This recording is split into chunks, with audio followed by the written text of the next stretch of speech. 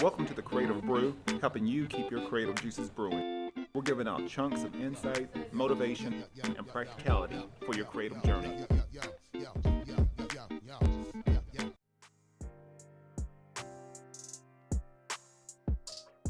And welcome to a new episode of the Creative Brew, giving you insights on your creative journey. This episode is brought to you by some great partners of mine. First of all, Panels, Comics and Coffee Bar here in beautiful Oceanside, California, right off of Mission Avenue. They've got some of the hottest graphic novels and comics out right now. They also have an assortment of merchandise, toys, back issue, vintage comics. You name it. If you get a chance, if you mention the Creative Brew, you'll get 10% off of your next purchase.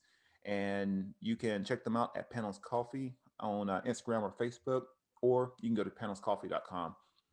Another partner of mine is Elevate Coffee Trading. And if you appreciate specialty coffee, enjoy outdoor adventure, and love helping elevate the lives of children around the world, then you're going to love Elevate Coffee Trading. Based out of the Dallas area, their mission is to extract hope through love, coffee, and adventures. There's free shipping in the US, and every bag of coffee helps sponsor health and education for children in coffee producing countries and in areas of need in the USA. You can follow their journey on social media at Elevate Coffee Trading and visit online at elevatecoffeetrading.com and start extracting hope together. And another partner of mine is Astropad. And if you're a digital creator like me, Astropad actually turns your iPad into another professional graphics tablet. So I have the option of using Photoshop, InDesign, Illustrator right from my iPad Pro, and it connects seamlessly with either with my desktop or my laptop, and it's given me some increased functionality as far as what I do, and then even having a digital workstation on the go. So I'm always working from different areas. Astropad definitely helps me out with that. You can check them out at astropad.co on Instagram or astropadapp.com. And then my last partner is Cobo Pod. And if I'm not recording at home, Cobo Pod is usually where I'm at now. It's a boutique video and audio production studio based in Oceanside. And if you're a podcaster, vlogger, content creator, you honestly should really swing by, check out the venue for yourself. Great setup. This is usually where I hold my roundtable interviews for that, as well as just solo episodes. But they have a sound coach to help set up for microphones and headphones, as well as a photographer, 4K video, high quality audio, and it's made a world of difference for my podcast. So you can book your session today at cobopod.org. All right. Well, today we have Joe and Moni, and they are the co-founders of Creators Assemble, and they are and like I said, I'll let them explain their story, but I've started to partner up with them in various aspects, and like I said, the Holiday Heroes campaign was yeah, I love that to death. Love helping out the kids, and like I said, great calls, and especially I get a chance to draw a superhero. Then I love that. But I'll let Joe and Moni sort of explain what Creative Assemble is about, their story, and how they came to be. Sure. So actually, it's funny that we're having this discussion today because yesterday marked the 4-year anniversary of my career in comics. Of course, Creators Assemble was just founded in April of 2020. So, take the trash fire that's been 2020 so far and put something good there, which was exactly our intention. But my background is a librarian, and actually a comics librarian, someone who has taught people how to network in comics and with educators and teachers and the importance of comics in classrooms and libraries. And that sort of led to, once I found myself out of a job due to COVID-19, like so many people did, this idea that had been percolating, and really Joe had been pushing me towards, these networking opportunities you're doing at Comic-Con and at WonderCon, we should be doing something with that. But when you're a public librarian, it is a conflict of interest to, start any other kind of nonprofit project like that. So as soon as I wasn't, we decided to take all of this mess and make something good. And what we made was Creators Assemble, which is a not-for-profit charity organization where we do a couple things. We help educators and librarians get comics and graphic novels into their libraries and their classrooms, and we give them the tools to do so. Our toolkit is actually dropping at the beginning of the new year for teachers to be using, so we're super excited about that. And the other thing is where we met Quantal, or where he knows us from, is we promote aspiring artists, aspiring creators, writers, really anyone in the creative space. But it happens that illustrators kind of came first and easiest for us. And that's what led to the project that Quantal was mentioning that we'll talk about in a minute. But Joe, did you have anything you wanted to add about our origin story that I missed there? Yeah, no, sure. So I guess it's kind of funny that we are doing it at this time, because not only that 4 year anniversary, but in reality, we started kicking around and started laying the bare bones structure for Creators Assemble actually this exact time last year. We had no idea that COVID would be taking us out and pushing us a little faster on the road for it. But in reality, we had already tentatively started coming up with the idea of, all right, this is going to take a little bit of time. We're gonna ease into this project. It's we probably won't go live until 2021 or anything like that. And then shutdown happened, and then we're like, well, we have nothing else to do. So we could either sit on the couch and watch the same shows on Netflix over and over again and run to the end of the internet, or we can actually do something with our time. And so we decided to kind of move forward. Um, I myself come from a writing background. I do comics writing.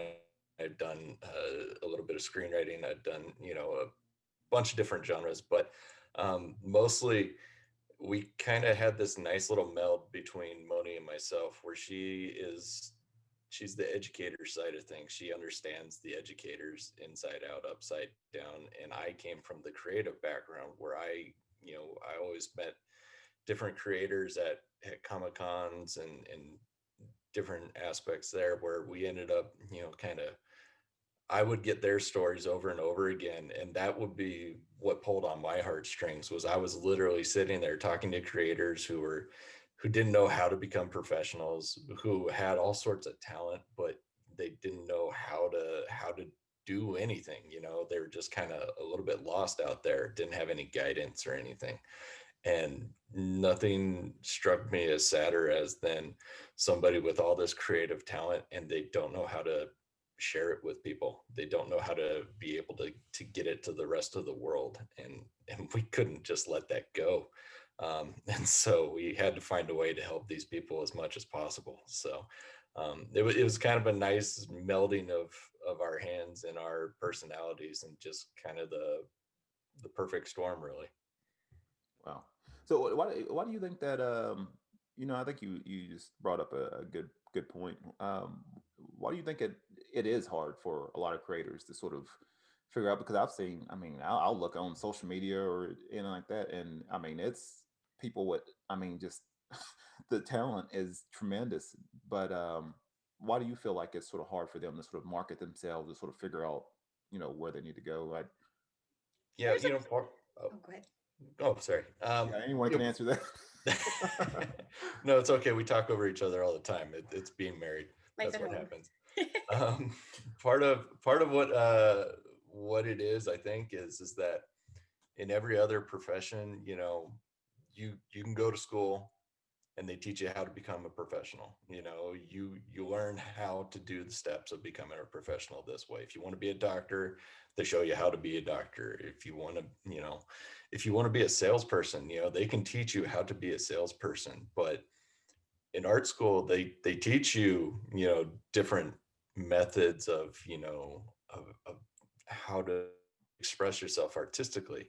But one of the things they never teach you is, okay, this is how you sell yourself on the back end of it. And that's kind of it. Is, we're all, in reality, no matter what job you have, you're a salesperson in a way. And so you just got to have that spark. You got to know how to sell it. So being creative, that's the least of your thoughts. It's the last thing that you have in your mind of, okay, how am I going to go ahead and sell this to people? It's, I made something fantastic. I may be my harshest critic across the world, but honestly, I'm happy with what I'm doing, but it's that next step of, okay, now who do I give it to? So I don't know if Moni, if you have anything. Oh no, you make an excellent point. So also my part of my background, obviously I was a public librarian for 16 years, and you go into librarianship, and this is just the parallel here is that you're like, oh, I'm an introvert and I don't, and you don't think of like marketing yourself. And I know that sounds weird because as a librarian, you're supposed to be about your community, but it's also like, how do I move up in my career so that I can make a bigger impact? And it's the same thing with creative folks. And that's kind of what I spent my time as a librarian doing, was mentoring other librarians to be vocal about the work that they're doing, to share it amongst colleagues, to, that was the way to expand, is like, I have this great idea and it's made this great impact in my community, but now I'm going to tell other librarians and other educators about it. And I see the same thing. There's so many amazing creative people out there, and a lot of them, not all of them, but happen to be introvert, and that's kind of why they're at home and being artistic all day and doing beautiful things. But if they're not being out there being outspoken, and especially this day and age, there's so many ways to get out there, but it's also, there's so much noise and there's so many other people out there competing for that same space. And so a lot of the same principles that I applied with helping my staff in their careers as a librarian, and kind of boosting myself as it worked for making a bigger impact in my community, and then in comics, is the same thing that we apply for, like, the making 3 posts a day and making sure we're getting that messaging out there for people. And well, you did this one thing, have you told anybody about it? We have actually a couple, I hope I don't embarrass them, but we have a couple of amazing volunteers at Creators Assemble who happen to be some of the best artists that are not technically in our creator network, because they have not yet felt comfortable putting themselves out there. So that's been part of it, is like, they're on the back end helping us with meeting minutes and kind of that nice little clerical stuff, when in reality we're like, you need to be in our limelight. And so part of that is this mentorship of these folks, of like that, gaining that confidence, and also seeing how much it's necessary to put yourself out there if this is something you really want to pursue. That can be tough. I mean, I know naturally I'm an introvert, and like even doing this podcast, even forced me to market it and connect with people, and at the same time too, it's giving me the confidence, even with my design or creative work. If I have potential clients, I don't feel as uncomfortable as what I used to. Talking to them or pitching an idea or things like that. So yeah, I think having some kind of mentorship, or having something to where um, showing really showing a sort of a strategic plan for a lot of these creators to be able to, perhaps get their first client work, or, anything like that. Yeah, it could be hard. I mean, I know even coming out of school, I mean, I really didn't have any kind of, you know, plan as far as, I mean, I really didn't see myself even, starting my own business at first. But I ended up going into the sort of freelance life, and so I sort of had to learn how to, market myself, and do marketing, and everything like that, when I really didn't want to. But yeah, so it can be a little daunting for especially Yeah. for a lot of cradles. It's a whole So Oh yeah. separate job, really. Yeah, it is, and it's hard if nobody teaches you how to do that either. It's a nightmare. yeah, It's like you have to learn a whole brand new skill set, and that's tough. yeah. Well, and harkening back to our origin story, so I kind of, we brushed upon it, but where we got the idea for this was, as a librarian, I represent the American Library Association. They have a graphic novel and comics roundtable. And I would plan events when there were cons, at WonderCon and Comic Con. And what there would be was we'd get some big publishers, usually people like Boom and Image, and they would have some of their major creators. Our very first one we had Scott Snyder at, so that was super Oh cool. wow. Yeah, so, but we did that with a librarian at every table, and we did it kind of speed dating style, where people would, so that way nobody could just sit at Scott Snyder's table for the whole hour and suck up all this time. You actually had to rotate and talk to librarian, how are you using comics in your library? And, ALA member, what are you doing? Like all these different walks of life, but all in a same space. And it was really cool because we had aspiring writers and illustrators come and get to pick Scott Snyder's brain. How did you make it big? How did you become Scott Snyder? But also, hey, publisher that's here, how did you, what do you look for when you're publishing something? Mhm. And hey, librarian, how do I get my book into your library or your classroom? So, and it really inspired people because some of the creators who were trying to make it kind of left with like new ideas and new opportunities. And we're like, this is a really cool thing that we're doing, but it was really just kind of that twice a year.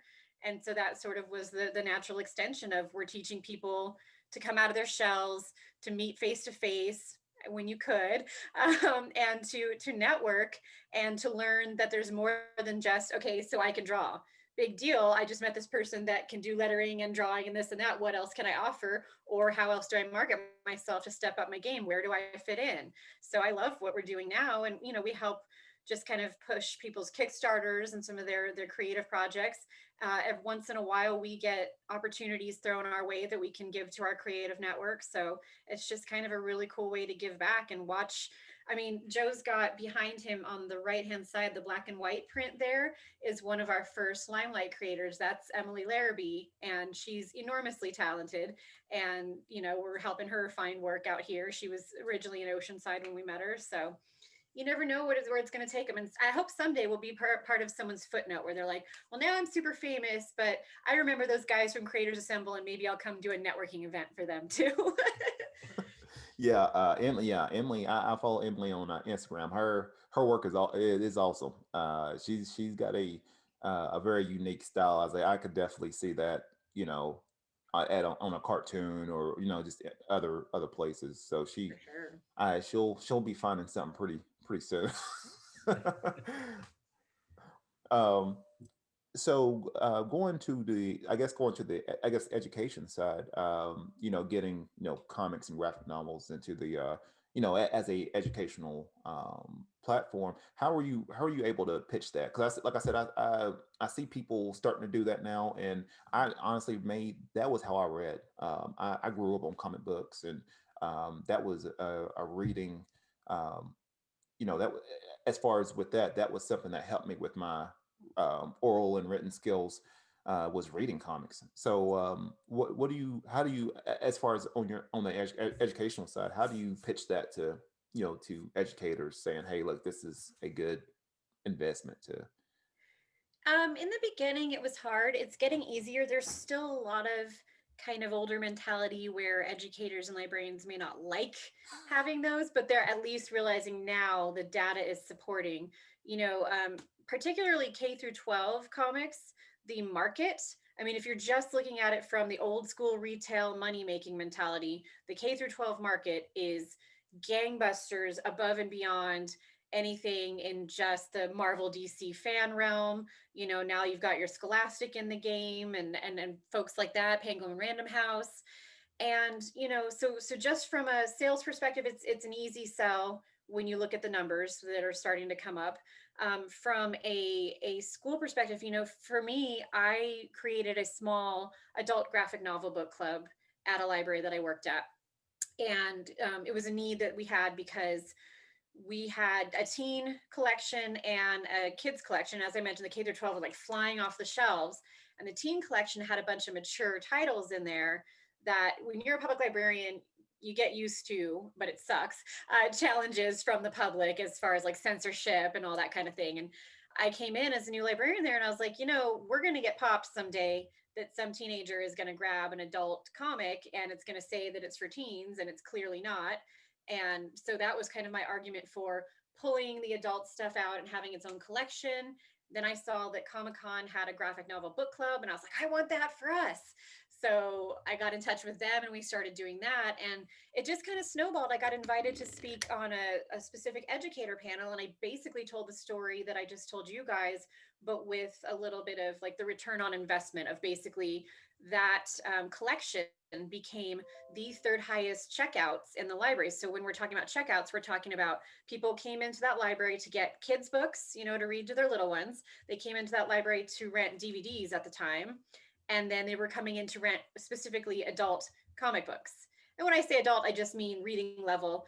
And we started hearing stories about, like you were saying, Quantal, where low literacy, it doesn't even have to be low literacy, but low literacy or people on the spectrum, where I had a young man say, these comics are amazing because in my head, when I'm trying to read, I don't see pictures like when I'm reading a traditional print book, but the comic book looks the way that it looks in my head, and it helps me. And we've actually seen kids go up higher on the reading level, or even adults that are low level readers. And quite frankly, forget about all of that snootiness. Nowadays, the stories are so amazing. Who cares what reading level or who it's made for? If you love it, you love it. There's a comic. Comics are for everyone, and there is a comic for everyone. And I say that because I get a lot of like my housewife mom friends who I love to death, who like to read their dishy romance novels, and I will find them a comic and they go, what can you recommend next? And that's sort of been my following as of late, as I do articles for my employer of like what you should be reading in comics. It's like, it's just 5 a month, but man, people are just like, what else are we recommending? What are we reading for this reason? So anyway, and part of it too is I just did a radio broadcast at Literacy for All in San Diego. And educators, and I hate to say this, and I know it makes a lot of the old school like clutch your pearls and you bite your tongue, but we're losing the battle in literacy. Book sales, book reading, it's all going down. And whatever we have to do, I don't care if you have to give your dessert first to get them to eat their vegetables, so to speak. If it gets the spoken word into your hands, if it's something, I mean, right now, the lists that I'm curating are like social emotional learning. It's all this being at home in quarantine and how hard it's been on kids. It's books that help them deal with depression, helps them deal with all these feelings, this social anxiety that they're having and all these things. And it's really reaching people. And I really believe in what we're doing. And the statistics back it up and the education backs it up. And at the end of the day, even if you don't like the format, guess what? Your students will, your library patrons will. And it's your duty as someone who serves the public to be putting out in front of them something that they're going to want to, that they're going to relate to and find and have impact from. So that's my soapbox. I could stand up there all day and talk about it. Hey, preach it, preach it. Yeah, I'm definitely all for using comics and graphic novels as a medium for for people, for kids to be able to increase their reading skills. Because like I said, not all of them can go get a you know just throwing out a book, Twilight, and sort of describe and you know sort of see what these characters are, or imagine what this environment's like, where you can get a graphic novel and plainly see, you can connect the words to the characters and to the setting. So yeah, all kudos to that. Like I said, I'm an advocate for that. um, Grew up on comics. Definitely I would put comics and graphic novels in any kid's hands. And I think that needs to be um, I actually think that needs to be more done more in a lot of the schools.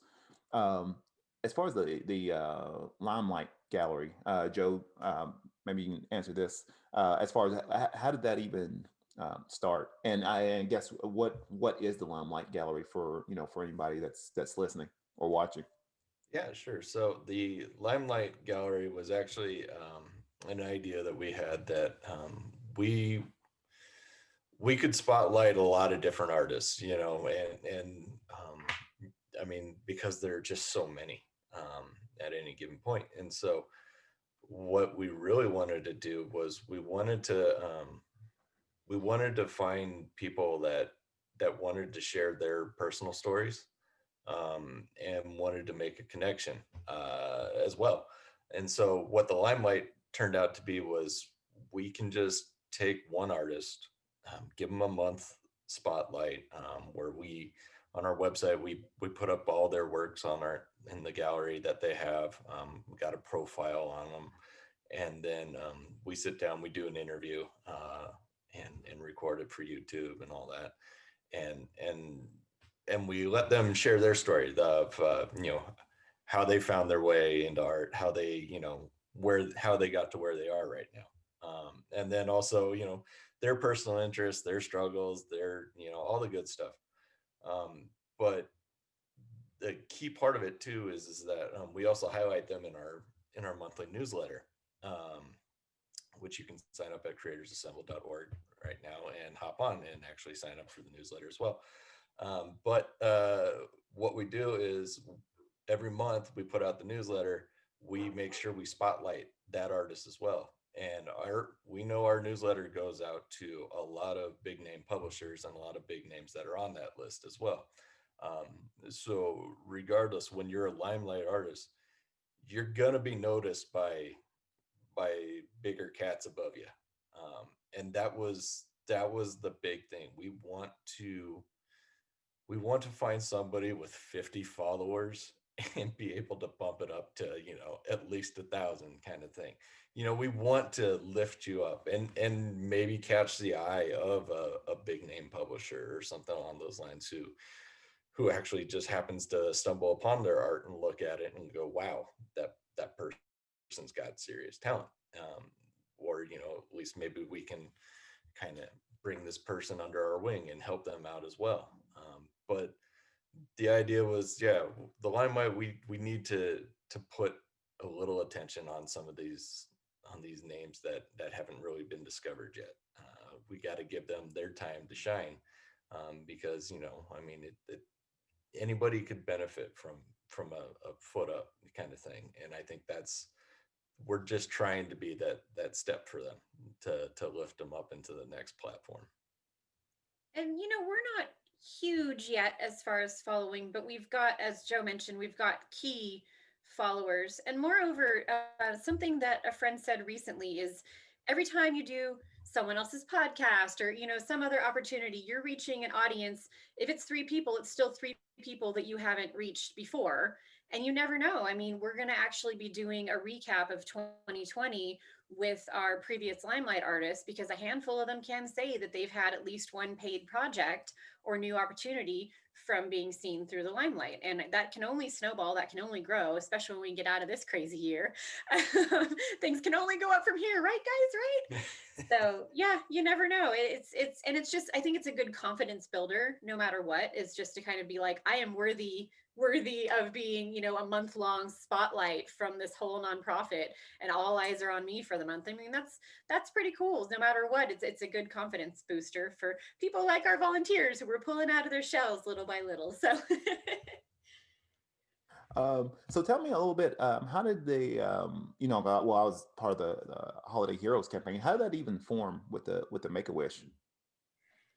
Luck. No, we had come up with the idea that we wanted to do some our first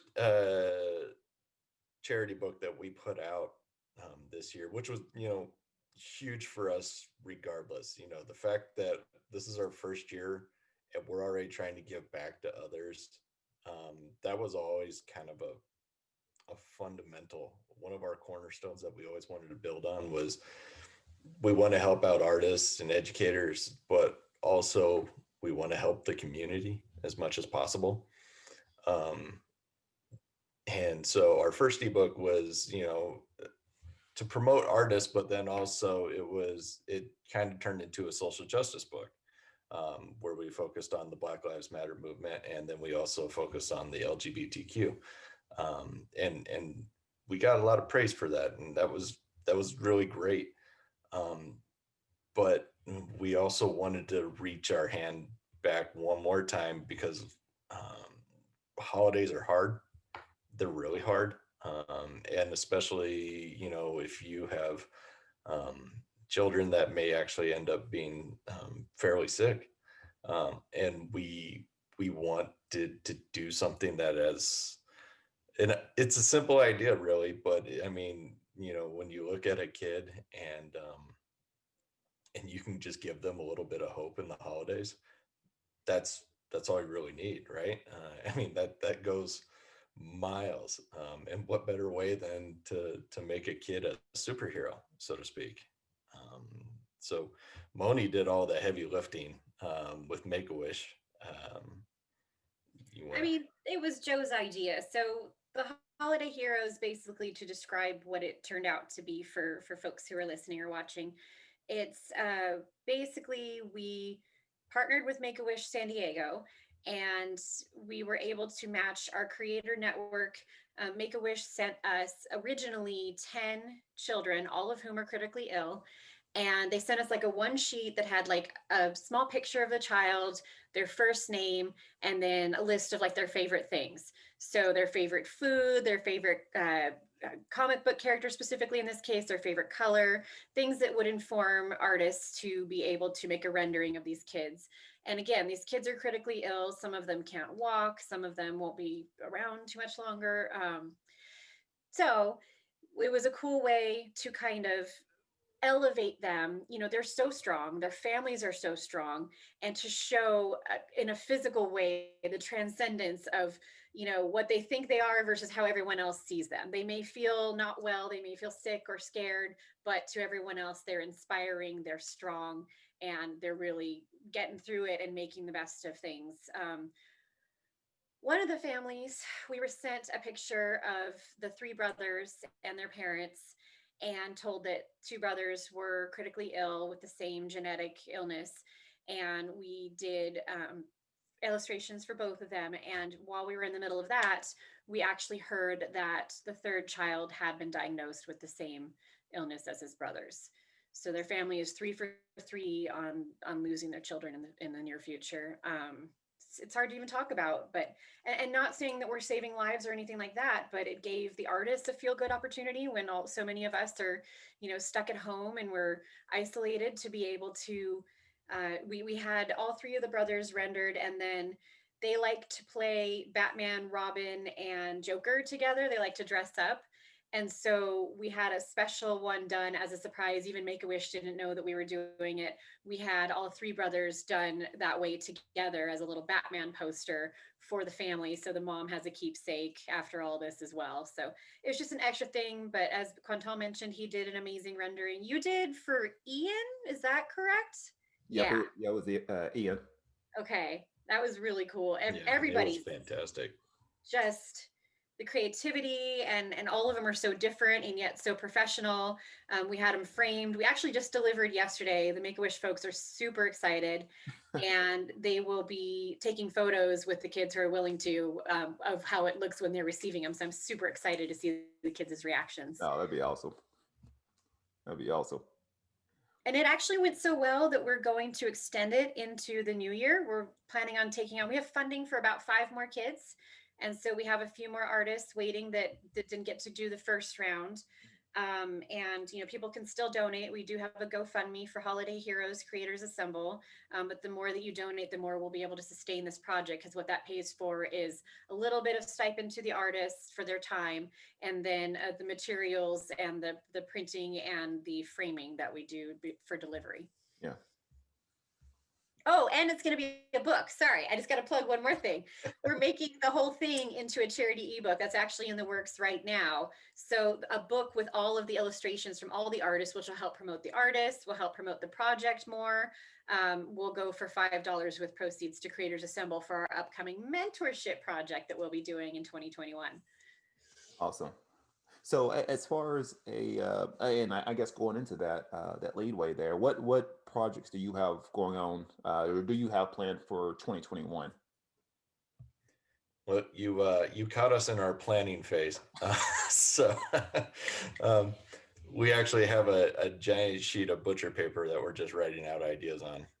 So 2021, we're looking to be fairly active again, which again, I mean, we should baby step this because, you know, we're new to the game, but it's hard when you have so many people with so many ideas and so many excitable people with big ideas.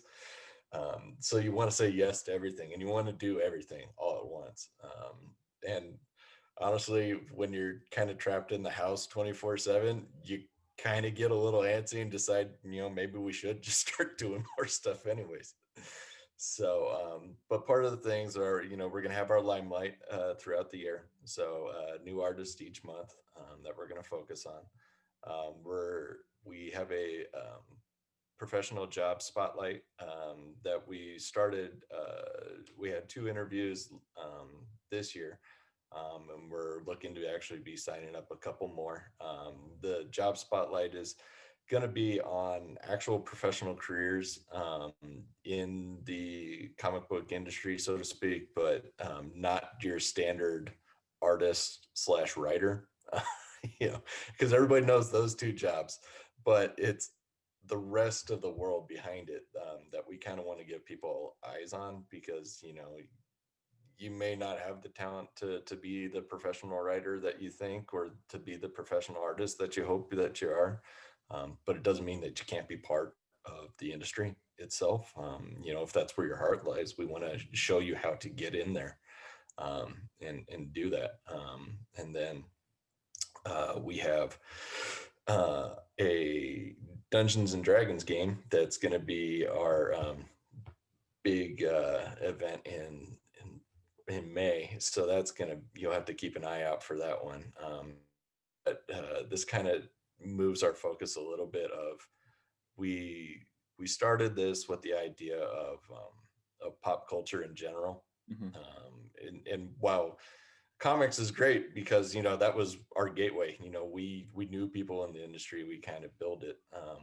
Everybody on our board plays Dungeons and Dragons. That's kind of how we met. So it's our secret origin story that nobody talks about. But we wanted to expand further into pop culture because there are so many different avenues that you can actually use pop culture to actually educate with. Yeah. And part of what we want to show is that by playing tabletop RPGs, you can teach kids how to come up with strategic planning, how to socially interact with groups, how to actually social emotional learning skills. You can depending on how much you're willing to put into it, you can get that back tenfold. And so we're actually looking forward to these games. It's going to be a day-long stream. We're still working out a couple of the kinks, but it's going to be a lot of fun. It'll be a charity game. We're going to be doing a lot of art auctions as well, and we're going to have a few creative guests on there. So we're looking forward to it. That one's going to be our big kickoff for May. What else we got, Moni?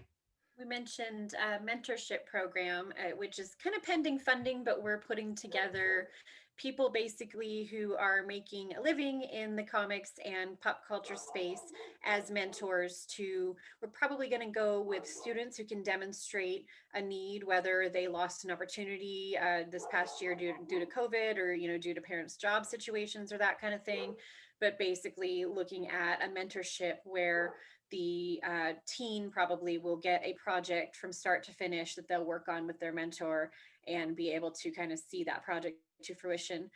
We're seeking project opportunities with some of our local partners right now to see how we can kind of boost these mentees once their projects are completed. But our goal is to be able to pay for a little bit of art school and a little bit of mentorship time for some at risk and teens who can demonstrate a need. So we're very passionate and excited about that. And that's the kind of thing that when we're raising funds, that's what we're looking to basically be able to support, just for those who are interested in helping us get to our goals with that. And we have a list of folks who are wanting to be mentors, and we have a short list of people who want to be mentees. So if anyone out there is interested in either of those things, info@creatorsassemble.org for all of that.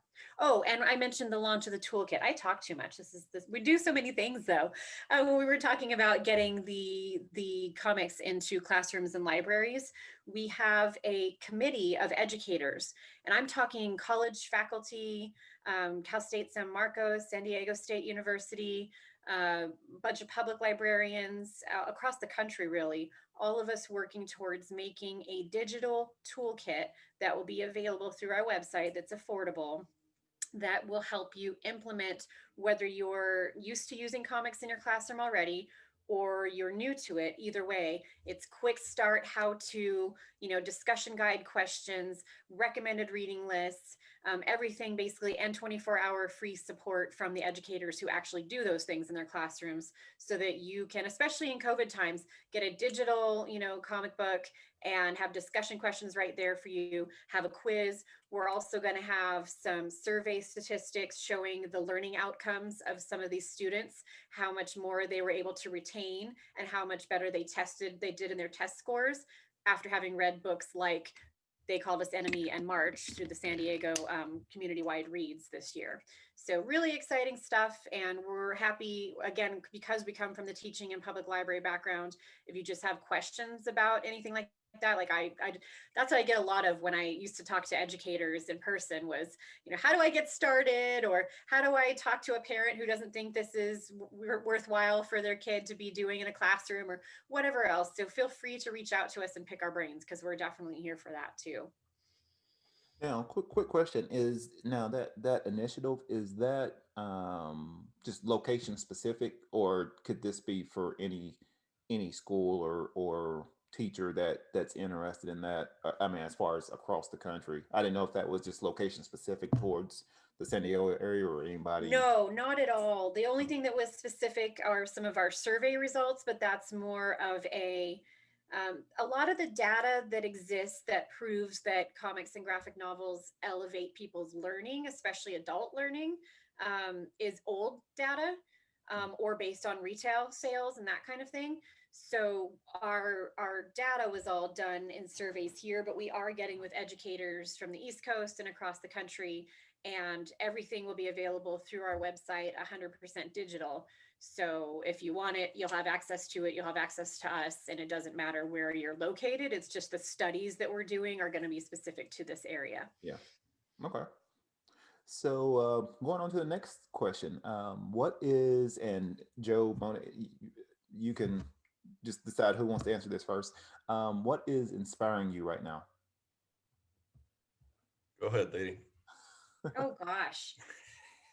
Well, it's hard to stay inspired in quarantine times. For myself, I mean, I do another podcast. It has nothing to do with comics. It's a horror pop culture podcast. I like to do a lot of urban exploring and ghost hunting. So I think just as far as what inspires me is saying yes to new opportunities. Anytime someone like Quantal asks us to come do a podcast, or come do some kind of project, I'm always saying yes. Anytime that my friends are like, hey, let's put a mask on and do a socially distanced trip to like an abandoned, insane asylum somewhere, I get in the car and I go. Like, that's how I'm keeping inspired, is just by trying new things, having new experiences, and just trying not to go out of my mind, just exploring any way that you can and being interested. And if you're stuck at home, researching new things, and obviously coming up with all these ideas for Creators Assemble. I myself am unfortunately not at all creative when it comes to illustrating and creative writing. I'm not very good at those things. And so I'm happy to be a mentor and to help folks, like elevate folks who can do that well, because that's definitely a skill I don't have. But I would just say what's keeping me creative is just staying curious and being willing to kind of follow that where it goes. So that's an awesome answer. What about you, Joe? Yeah, it's actually funny. I'll give the sappy dad answer. So 2 nights ago, we had gone to the comic shop earlier in the day, picked up our standard pull list, all that good stuff, and we had thrown a brand new comic into the pull for our 8-year-old to read. It's Black Cat. She's I don't know where she ended up getting interest in Black Cat, but she loves Black Cat. So and so there's going to be a new run on that with Marvel. So we went ahead and threw it on there. And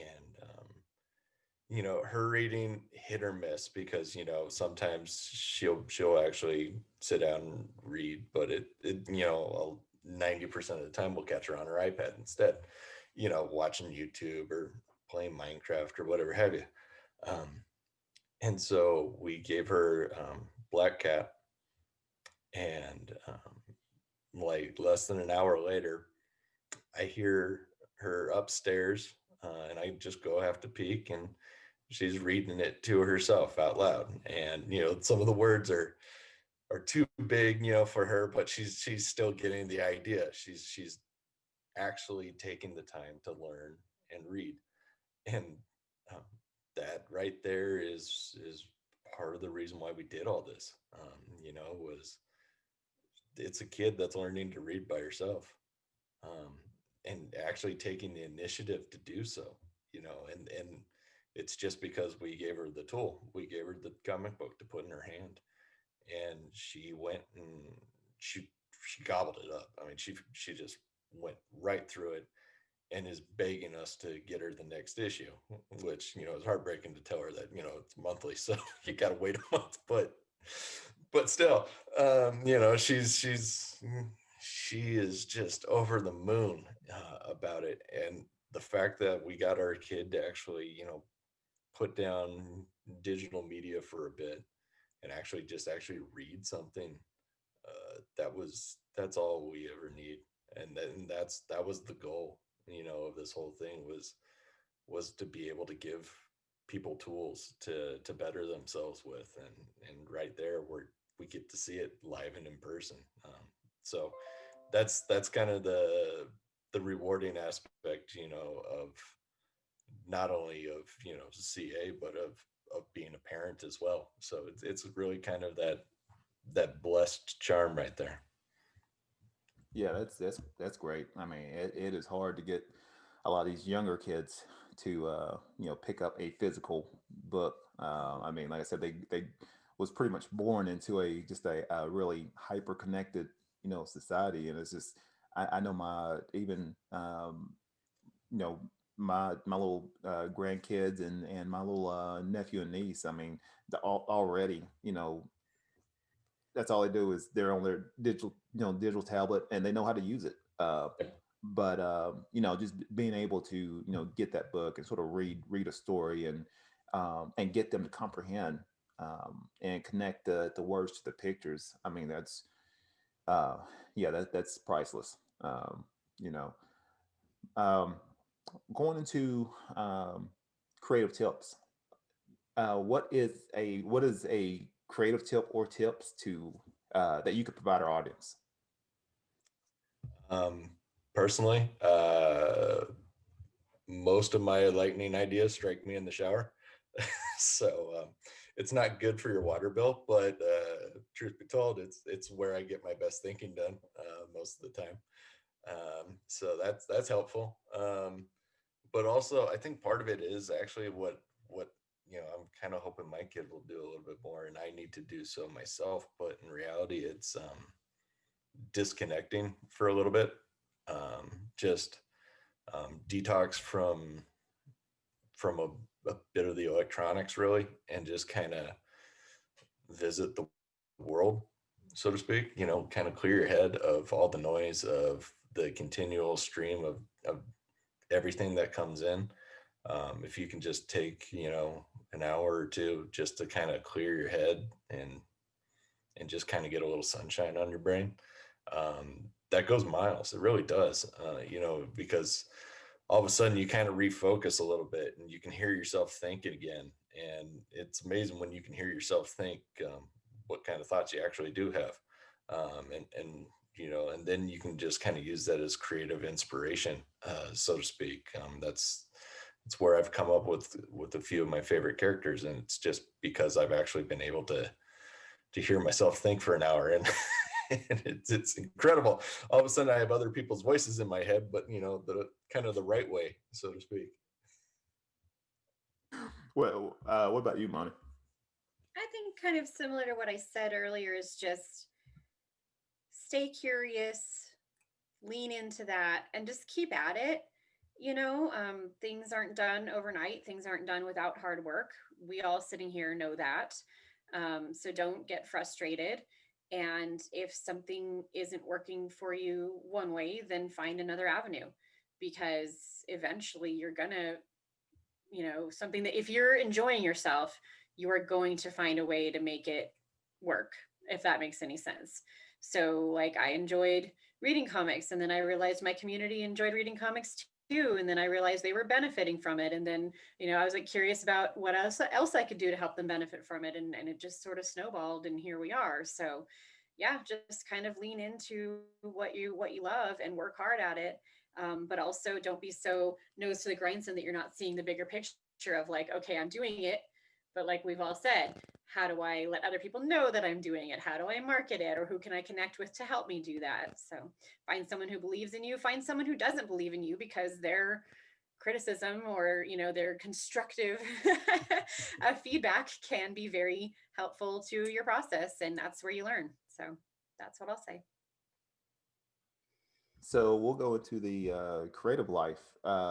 If you had the perfect mix of everything that you do within that 24-hour span, what would you be doing? I'll let you go, lady. Go ahead. Oh, in a 24-hour span, let's see. My kids would let me sleep in past 5. And then I would get to have my coffee while it was still hot.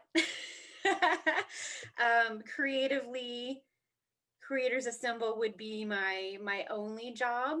But I would also get paid to explore haunted places for my podcast. Those would be the two things. And as they grow bigger, my daughters would be able to come with me for those kind of opportunities. And I don't know. We tell the 8-year-old that Creators Assemble is her legacy whenever she's complaining. You guys are working again. You guys are like, this is your legacy though. So, it would be super cool to have her involved in some capacity. She's done little videos for us here and there talking about like the impact of Make-A-Wish on kids. And so yeah, in a 24-hour span, go check out somewhere haunted, preferably with the kids if they were old enough and not too scared. Get paid for that travel opportunity, and do something maybe like this or in person like this, but going back to cons where we get to talk to people in comics, because people in comics world are the best overall. Comicsgate notwithstanding, people in comics and creative types are the best people to hang around with. So that's how I would spend a day. Hot coffee and surrounded by loved ones doing my favorite things. I like it. Absolutely. No, Yeah. What about you, Joe? that's pretty close to it. The reality, I would love to get up, have some quiet time to actually write a little bit. And then I would absolutely love to sit down with another artist or somebody, and just pick their brain for a little bit. Or even just a handful of them at the same time. 'Cause that's always entertaining it's nice to have one-on-one with an artist or a writer or somebody like that. But when you get a gaggle of them, then it's just ridiculous. Then everything is off the walls and there no holds bar at that point. Yeah. So that's always the fun part. Then, I would absolutely just love to be able to just head over to a comic shop and just kind of mull through and just see other things that have been made, and it's funny is they always say, you always go to the comic shop and it's always the same stuff that's there, but it's like looking at a picture, in a museum. Yeah, it's the same one over and over again, but you find something new every time. Yeah. And that's the fun. You go to the comic shop and you're like, I may have seen this issue, years ago, but now that I'm looking at it again with a different eye, a different perspective, it opens up so many different things. And, Yeah. and when your perspective changes and you kind of find deeper meanings on things, it's fantastic. It's also terrifying, and that's why you're watching, Simpsons again, even though it's 30 years old. You're watching the same ones from the beginning when you were younger, and you're like, I missed half of this. So, yeah, I would probably, after the comic shop, throw on an old TV show that I adore, and find new things in there as well. Just because that always gets me going. Anytime I can find something new that I missed the first time over, makes me so happy. Yeah. I have another answer for that real quick, and that is something like Make-A-Wish or mentorship or something like that, to know, like, that's what I loved about being a librarian too, was making that community impact every day. Even if like you're an illustrator and you're live streaming or you're showing your work and it's inspiring someone else to do that, just knowing that you're making some kind of impact. You're not always going to know, like not everybody has the opportunity that public librarians have where someone comes and says, it was because of you that I stayed in school or that I learned to read or that but the Make-A-Wish Project really gave that to us. And if through Creators Assemble, especially, we could be making some kind of impact every day that at least we knew about, that's what you do it for, right? Is that validation. I mean, that feel good for you, and that knowing that you're helping for someone else too. If you could feel that way every day, I don't think I could ever stop. Like, it's just amazing. And that's what you work towards, is for that impact. So, Joe, Moni, whoever wants to start first, just a couple of words of wisdom for anybody that will be listening to this episode, that perhaps one thing that may help an aspiring creator. You're your biggest critic, but you should also be your biggest fan as well. Everybody is really hard on themselves, and that's good. I mean, you should be hard on yourself to push yourself to be better, but you also have to take that time to understand, yeah, I did it, and I don't think enough people celebrate themselves enough, so to speak. There are a lot of arrogant people out there that kind of only know that aspect of it, but the ones that they understand, they know what I mean is, you can be very hard on yourself, and you can push yourself into a dark place sometimes on that, but no, ultimately be your biggest fan, and understand and know what you've done and accomplished, and celebrate that, enjoy that. Doesn't mean you can't move on to the next thing afterward, but always, in football, they always say, victory Monday. You win on Sunday, take Monday to celebrate, have fun, and then Tuesday you go right back to work. And that's what you should do. You should take a day to celebrate what you did, and then go back to work. I would say, and I've said this already, but stay curious and lean into that. And moreover, celebrate yourself, and like Joe said, but also trust yourself. And what I mean is, like, I struggle with anxiety, and I know I'm not alone in that. So I'll just share that to help others, to say that what I like to do when I start going like, but if I do this thing, then it's going to be all scary, and you get all in your own head. Think about, like, close your eyes and take a deep breath and just think about what is the worst that could possibly happen. Well, the very worst, you could die, which, not to be morbid, but if you die, I guess it doesn't really matter anyway, right? Like, that's, I don't have to worry about it. Short of that, what's the very worst that could happen by taking a risk? And usually, if you think it through, it's probably not that bad, or it's something really bad and you've lived through it before, so you should trust yourself that you'll get through it this time if it were to go that bad. And then you think, okay, so that's the worst that could happen, so let me now plan it in a way to take steps to prevent that as much as I can. Okay, good. So now I am trusting myself that I have thought this out, that it's an opportunity I should take, and that I will be able to handle it. Whether, if it's great, which it probably will be, but if it's not great, I'll survive that too, and I'll learn something from it. So stay curious, lean into it, and trust yourself, because what's the worst that could happen? Yeah. That's some good words of wisdom. That's something I'll definitely be trying to use myself going into 2021. I usually tend to get all these and sort of hear back, and it's sort of weird hearing all the different people that I've interviewed for all these episodes, and you know, there's generally a sort of a recurring pattern going on, and it definitely does. I mean, it goes back to how you see yourself, and being worthy, and being, and just being you, and being curious, and just learning how to experiment, and knowing, hey, if it's, you reach your goal, celebrate it, and then get back to work.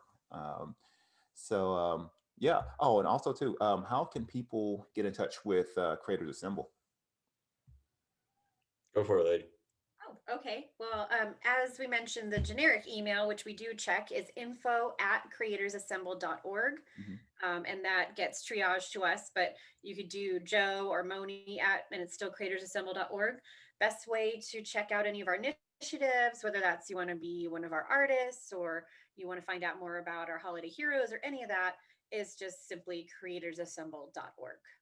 Thank you, Joe, Moni. Thank you for jumping on for this. And like I said, when this is actually released, this episode is actually be released. It'll be the pretty much the first one of the new year. So it'd be cool. So it'd be a good jumping off point, especially for Creators Assemble. And I'll put all the information in the show notes when everything releases. So once again, thank you. This has been me, Quantel, Moni, Joe, and once again, this is another great episode of The Creative Brew. Be creative, stay inspired.